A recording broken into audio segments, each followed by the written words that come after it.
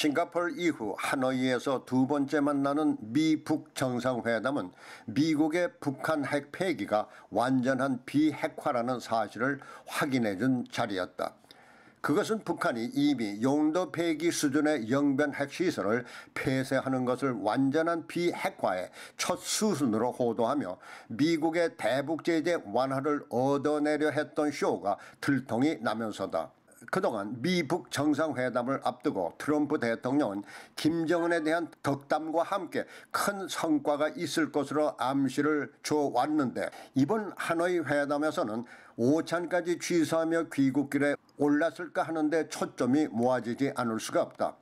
그것은 트럼프 대통령이 김정은에게 영변 핵시설 말고도 우리는 다른 핵시설이 있다는 것을 확인했다는 돌직구 발언에 놀랐을 것이라는 표현으로 짐작할 수가 있다.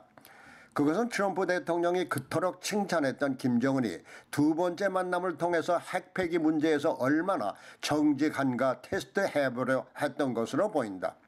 다시 말해서 정상회담 이전에 여러 차례 만났던 실무자 회담에서 북한이 용도 폐기 수준의 영변핵 시설의 폐쇄만을 주장하며 통권 제재 완화를 요구했을 것이며 미국은 북한이 영변 핵시설 외에도 숨겨둔 핵시설의 존재를 이미 알고 있었으면서도 이에 대한 리스트를 요구하지 않은 것은 정상과의 만남에서 김정은이 영변 핵시설 외에 숨겨둔 핵시설에 대해서 얼마나 정직하게 임하는지 테스트해보려 했던 것 같다.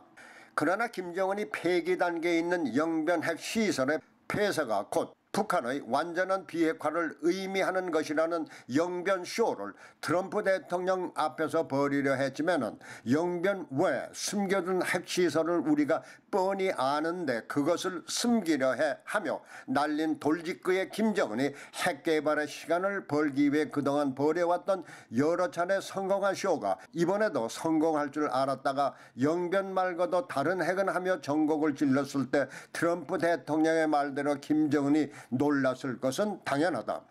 그러나 트럼프 대통령은 서두르지 않겠다며 앞으로도 김정은과 만날 것을 예고하고 있지만 이번 회담에서 북한이 앞으로도 계속 정직하지 못한 쇼를 벌이려고 한다면 대북 제재는 더 강력해질 수 있을 것이고 결국은 김정은 정권의 몰락을 가져올 수도 있다는 교훈이 됐을 것이다. 그러면 이번 2차 미북 정상회담이 사실상 결렬되면서 성급하게 종전선언까지 기대했던 문재인 정권의 처지는 어떤 것일까 하는 것인데 한마디로 닭 쫓던 개가 지붕을 쳐다보는 신세가 된 것 같다.